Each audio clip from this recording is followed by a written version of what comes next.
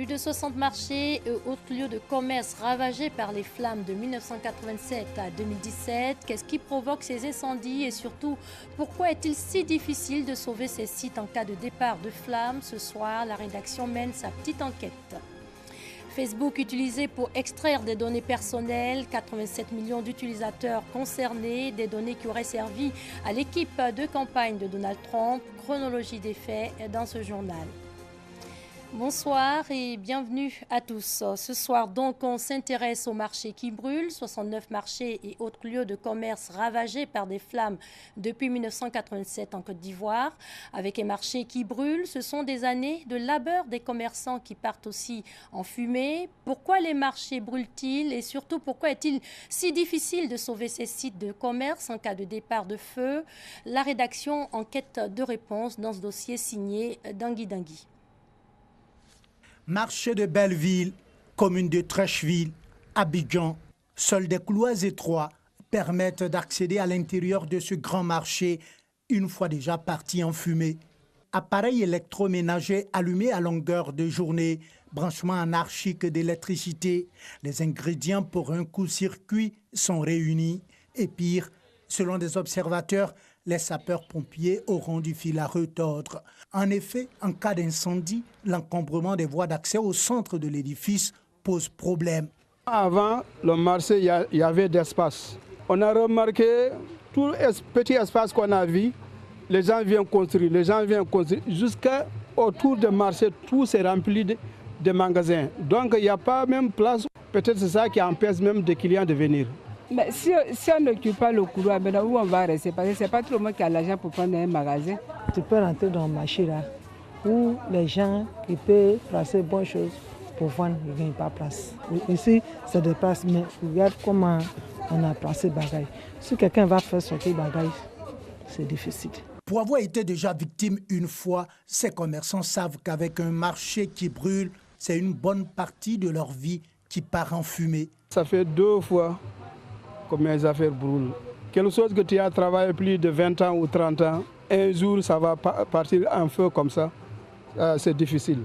Mais à un moment au grand marché là, c'était occupé comme ça là. Les super-pompiers n'ont pas pu rentrer, ils n'ont pas pu trouver de l'eau. Même décor, même ambiance. Ici au marché de Port-Baudeux dans la commune de Yopougon, il faut se faufiler entre les étalages de marchandises pour accéder à l'intérieur. Une réalité bien connue des autorités municipales. Lorsqu'un marché est bien construit, c'est-à-dire avec les allées, les couloirs, ces couloirs-là sont progressivement rétrécis avec d'autres tables. Quand vous rentrez dans nos marchés aujourd'hui, qu'est-ce que vous constatez? C'est pratiquement tout est noir. Il n'y a que l'électricité qui éclaire en pleine journée. Ce n'est pas normal. Les espaces qu'on réserve pour ces couloirs-là sont pratiquement obstrués par des petits vendeurs. Où la lumière devait être, on a obstrué tous ces espaces-là. Qu'est-ce que vous voulez que les gens fassent? Je ne peux pas travailler dans le noir dans ma boutique. Il me faut avoir de l'électricité. Et donc, quand il y a un coup-circuit, c'est parti. Conscients des conditions d'insécurité dans lesquelles ils exercent leur activité, de nombreux commerçants plaident pour une réaction vigoureuse des autorités. Les pauvres dames, on va avoir un peu d'argent pour faire commerce. Le marché va brûler là. Tout son argent. Est-ce qu'on peut avoir quelqu'un pour rembourser? Non. Donc, le gouvernement doit regarder ça. Dans les fils de courant là, on n'a qu'à regarder ça fort. On n'a qu'à supprimer trop le fil de courant là. Parce que tout le temps, quand le feu là vient là, c'est sur le courant, on dit c'est sur le courant. Donc on n'a qu'à occuper de ça là. Généralement en charge de la gestion de la plupart des marchés, les mairies se gardent de montrer leurs muscles face à ce désordre. Elles jouent plutôt la carte de la sensibilisation, une approche qui montre ses limites. Voyez-vous, c'est un cadre de travail pour les commerçants. Mais si l'État encore doit aller faire le gendarme derrière chaque commerçant, c'est difficile. L'État peut donner des conseils. Donc il faut que chacun de nous joue sa partition. Nous recommandons aux commerçants eux-mêmes de s'organiser, de faire en sorte qu'il y ait une libre circulation à l'intérieur des marchés. Selon la FENACI, Fédération nationale des commerçants et acteurs du commerce de Côte d'Ivoire, de 1986 à 2017, ce sont 69 marchés et autres lieux de commerce qui ont été ravagés par les flammes, avec à la clé des centaines de milliards de francs CFA. En bref, contrairement à des rumeurs qui circulaient, il n'y aura pas de rupture d'eau potable sur toute l'étendue du territoire. Un démenti a été apporté par la société de distribution d'eau de Côte d'Ivoire, la SODECI, qui rappelle que pareille situation ne peut se produire, les sites de production étant autonomes par localité et les réseaux de distribution d'eau n'étant pas interconnectés. L'art célébré sous toutes ses formes d'expression, ce 15 avril marque la Journée mondiale de l'art. La première édition fut organisée en 2012. Notons que la date choisie par l'Institut international de l'art et l'UNESCO correspond à la date anniversaire de naissance de Léonard de Vinci, l'un des plus grands artistes de la Renaissance italienne. L'homme était peintre, sculpteur, ingénieur, architecte, etc. Tombouctou, 7 soldats français blessés dans l'attaque qui a visé samedi les camps de la MINUSMA et de la force française Barkhane. Une quinzaine d'assaillants ont été tués. C'est la première fois qu'une attaque d'une telle envergure a lieu contre les forces françaises au Mali. Au Mozambique, le secteur ferroviaire a le vent en poupe, un dynamisme porté par les groupes privés qui développent de nouvelles lignes. Néanmoins, les marchandises sont prioritaires et non les passagers.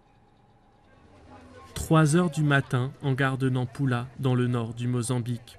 Il n'y aura pas de place pour tout le monde à bord de ce train en direction de Kwamba, à 350 km plus à l'ouest. Et pour ceux qui en trouvent une, ce sera plus de 12 heures de voyage dans des wagons blindés. C'est plus possible, il n'y a pas assez de wagons et on est trop nombreux. Le train est toujours plein, il n'y a pas assez de place. Le Mozambique s'est lancé dans de grands travaux pour rénover et agrandir son réseau ferroviaire. Mais le gouvernement de Maputo est endetté jusqu'au cou.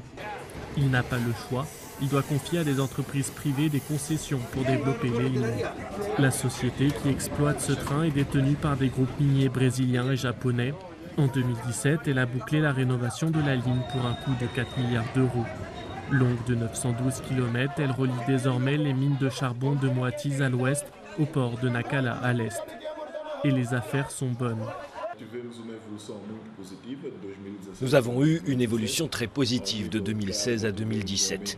Au niveau des marchandises, on a eu une augmentation de 65%. Nous transportons 400 000 tonnes par an.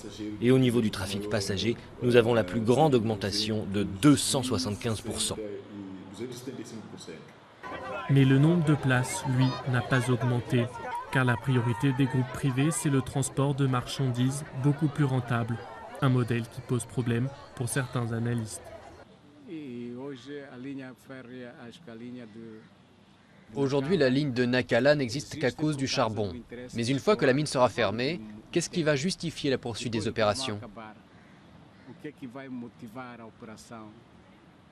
Pour lui, ce mode de développement rappelle celui de la colonisation, lorsque les lignes de chemin de fer ne servaient qu'à l'exportation des ressources hors du Mozambique. Le géant des réseaux sociaux au cœur d'un scandale, Facebook utilisé pour extraire des données personnelles, 87 millions d'utilisateurs concernés, des données qui auraient servi à l'équipe de campagne de Donald Trump. Chronologie des faits avec Pargassoro Koné. Quels sont les faits? L'alerte est lancée 17 mars dernier via le Guardian et le New York Times. Cambridge Analytica a récolté et utilisé illégalement des données sur Facebook lors de l'élection présidentielle américaine de 2016. 87 millions d'utilisateurs de Facebook, dont 2,7 millions d'Européens potentiellement touchés. L'entreprise anglo-américaine cofondée en 2013 par Robert Mercer, un milliardaire américain pro-Trump, a récupéré les données via un questionnaire psychologique, des données utilisées pour effectuer des simulations de participation à l'élection et pour déterminer les régions où les déplacements de Trump seraient les plus efficaces. Du micro-targeting électoral, une méthode pour pousser les électeurs à adhérer à des causes ou à choisir des candidats. L'affaire est révélée par Christopher Willy, un jeune data analyst de 29 ans qui entre fin 2013 à fin 2014 a travaillé pour la firme avant de se mettre à son propre compte. Quand et comment tout a commencé? 2013, la firme britannique stratégique Communication Laboratories, maison mère de Cambridge Analytica, procède à la collecte de données destinées à une étude académique. L'entreprise s'adjoint les services d'Alexandre Kogan, le chercheur russe de l'université de Cambridge au Royaume-Uni, construit une application Facebook appelée This is Your Digital Life. L'utilisateur connecté à la plateforme et inscrit sur les listes électorales américaines doit télécharger l'application et remplir un questionnaire de personnalité, ce que feront 270 000 utilisateurs du mois rémunérés. Les données des profils Facebook de leurs amis sont aussi récupérées, piratées à leur insu. Au total, 87 millions d'utilisateurs sont touchés. À l'époque, les applications autorisées par une personne avaient accès aux données de ses amis. Cette option est supprimée par Facebook en 2014. Quel process a suivi le micro-targeting électoral de Cambridge Analytica? Le micro-targeting en politique n'est pas illégal. Il ne s'agit pas de piratage. La pratique est courante. Toutefois, quand ces données sont récoltées à l'insu des profils, c'est une autre paire de manches. Le micro-targeting électoral consiste à identifier et à prédire les réactions psychologiques et comportementales d'individus en leur balançant, surtout via Internet, des messages souvent publicitaires. Grâce à ce mécanisme, des statuts et des messages privés partagés via Facebook sont récupérés pour déduire du bord politique d'un individu, ses centres d'intérêt et même son caractère. Une fois les individus identifiés et segmentés, des photos, des vidéos, des blogs ou même des sites web adaptés sont créés pour faire vaciller les certitudes et colmater les doutes.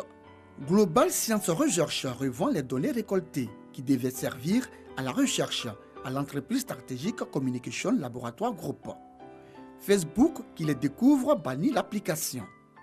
Mark Zuckerberg exige que Global Science Research, SCL et Cambridge Analytica suppriment leurs données. Mais, trop tard, le scandale est su. Des réformes nécessaires. Depuis la première révélation, les appels à supprimer Facebook fleurissent sur les réseaux sociaux. Facebook dévisse à 6,8%, le titre dégringole en bourse. Alexander Nix, patron de la société Cambridge Analytica, est suspendu. 3 enquêtes sont lancées aux États-Unis. Sommet de s'expliquer devant le Sénat sur les affaires d'atteinte à la vie privée de ses utilisateurs, mais aussi de manipulation politique et d'ingérence étrangère dans la présidentielle américaine. Le PDG de Facebook, Mark Zuckerberg, 33 ans, est questionné mardi 10 avril pendant plus de 3 heures. Il reconnaît une énorme erreur et présente officiellement ses excuses.